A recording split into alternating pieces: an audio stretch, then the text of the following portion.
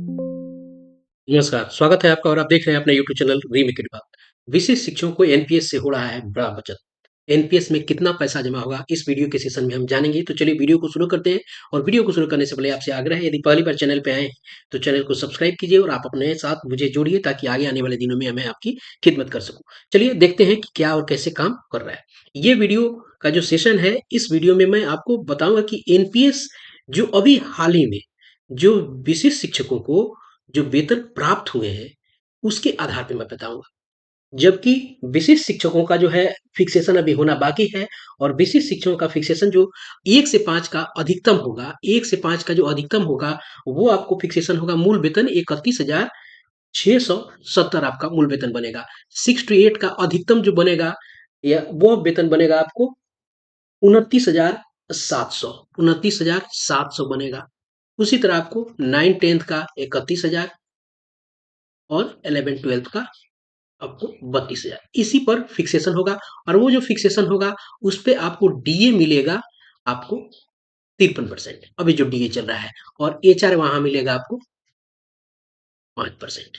लेकिन ये जो मैं अभी आपके सामने जो बताऊंगा एनपीएस का जो कितना जमा हो रहा है, क्योंकि फरवरी में जो वेतन विशेष शिक्षकों को प्राप्त हुआ है उसके आधार पर उसमें उन्होंने अभी दिया है जो 25,000 पे दिया है 1 to 5 को, 1 से 5 को, 6 से 8 को उन्होंने दिया है 28,000 पे और उन्होंने दिया है 9th-10th को 31 पर और जो 11th-12th है उनको उन्होंने दिया है 32,000 पे और यहाँ अभी 50% ही डीए दिया गया है, ठीक है, और एचआरए आपको दिया गया है 4%।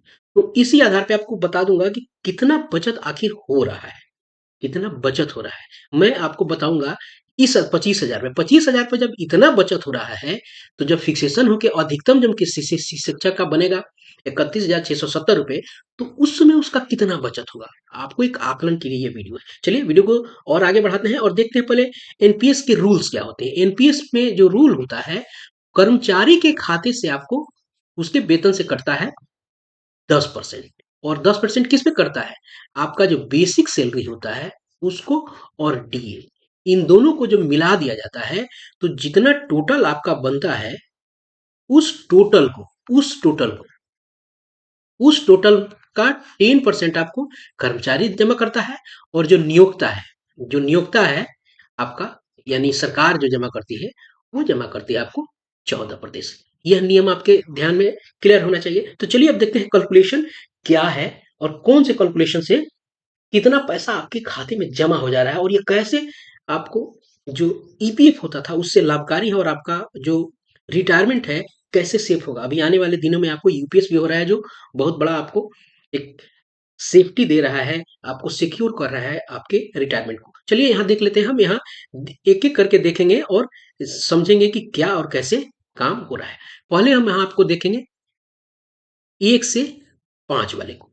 हम 1 से 5 को देखेंगे, हम उसके बाद हम देखेंगे 6 से 8 को, 9-10 को और यहाँ हम 11 और 12 देखते चलते हैं। चलिए चूंकि एनपीएस बचत के लिए ये है। अब हम यहाँ देखेंगे मूल वेतन कितना फरवरी में मिला है, ध्यान रखिएगा फरवरी में कितना है उसके आधार पे मैं बना रहा हूं तो आपको आकलन लग जाएगा। उसके बाद डीए क्लियर है, डीए उसके बाद आपका जो एनपीएस में आपका डिडक्शन है 10% आपका आपका आपके वेतन से सरकार सरकार कितना दे रही है, ठीक है, ये हो गया। उसके बाद कुल कुल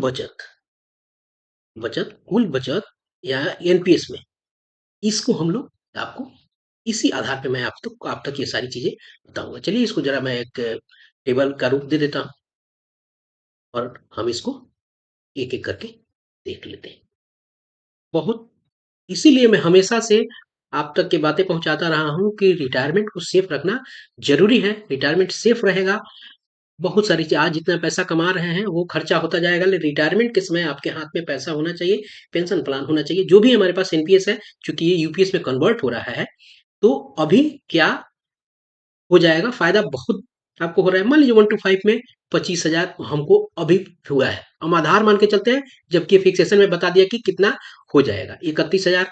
अभी जो फरवरी का वेतन जो आया है विशेष शिक्षक जिनका भी आया है और शेष लोगों का बाकी है वो जल्द ही आ जाएगा। अब डीए, यहाँ डीए जो मिला है अभी वो 50%। मैं केवल मूल वेतन और डीए पे जा रहा हूँ। तो 1 to 5 वाला का डीए कितना हो जाएगा यहाँ? 50%, तो 12,500 हो जाएगा। यहाँ 14,000 हो जाएगा। ये आपको हो जाएगा 15,500। आप ऊपर देखते जाइएगा। और यहाँ हो जाएगा 16,000। ठीक है। अब एनपीएस चूंकि यहाँ ध्यान देने की जरूरत है, आपका कितना कटेगा? 10%। और सरकार कितना देती है? 14%। तो आपके वेतन से जो कट के जा रहा है, यहाँ ध्यान देने योग्य बातें हैं कि आपके वेतन से जो कट रहा है, तो आपके वेतन से कट के हो जाएगा 1 to 5 में 3750 रुपए। और सरकार कितना देगी? सरकार दे रही है 5250 रुपए। ध्यान दीजिएगा। 6 to 8 में कितना सरकार दे रही है? आपको 5880 सरकार दे रही है। और आपके खाते से कितना कट रहा है? आपके खाते से 4200 कट रहा है। ध्यान दिया आपने? 4200 कट रहा है। उसी तरह 9th में कितना आपके आपके खाते से कट रहा है? आपके खाते से कट रहा है 4650 रुपए। और सरकार कितना दे रही है? 6510 रुपए। क्लियर हो गया? उसी के अनुसार 11th-12th में आपके खाते से कटता है 4800 कटा है। और सरकार देगी 6700 आपको 20 रुपए। अगर इन दोनों का कैलकुलेशन देखें तो देखिए कितना बचत हो रहा है आपको, आपके ये एनपीएस में अगर 1 to 5 को देखा जाए तो पर महीना 9,000 आपके एनपीएस में जा रहा है। और 6 to 8 में देखा जाए 10,000 आपको 80 रुपए जमा हो रहे हैं। ये 28,000 25,000 पे बात कर रहे हैं। 11,160 रुपए आप 9th वाले का हर महीने बचत हो रहा है एनपीएस में। 11,520 रुपए बचत हो रहा है एनपीएस में। कितना बड़ा बचत हो रहा है, क्या आपने इस पे ध्यान दिया है? कितने बड़े बचत आप कर रहे हैं हर महीने। आप एक पैसा नहीं भी बचा रहे हैं। तो पहले बचत क्या होती थी? बचत होती थी, अगर एक आप नियोजित शिक्षक के रूप में खुद को देख रहे हैं तो वहां बचत कितनी हो रही थी? वहां बचत हो रही थी 1800 दोनों तरफ से जमा होता था। 1800 रुपया आपके खाते से जमा हो रहा था, 1800 सरकार दे रहा था।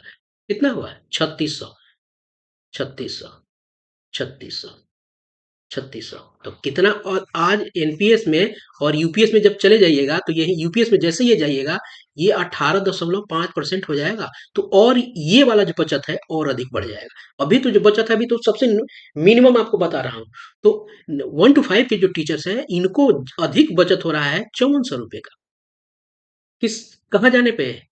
आपको अगर चले गए हैं आप एक एनपीएस में तो जो पहले ईपीएफ में बचत होती है उससे ज्यादा 5400 रुपया अधिक बचत हो रही है।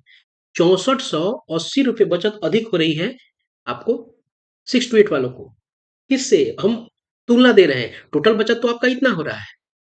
और अगर 11th-12th का देखा जाए तो 11th-12th का 7560 रुपये अधिक बचत हो रहा है।